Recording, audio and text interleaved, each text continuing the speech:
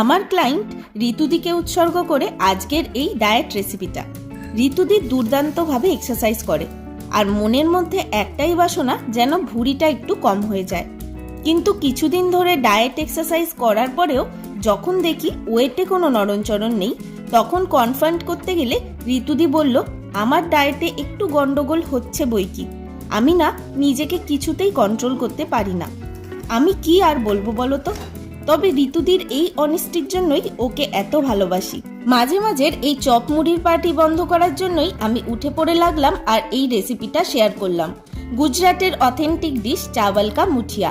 এর পরের বার থেকে তোমাদের পার্টি ফ্রেন্ডরাও যদি তোমাদেরকে আনহেলদি খাবার অফার করে, তুমি কিন্তু এই হেলদি স্ন্যাক্সের রেসিপিটা তাদের সাথে শেয়ার করতে ভুলো না।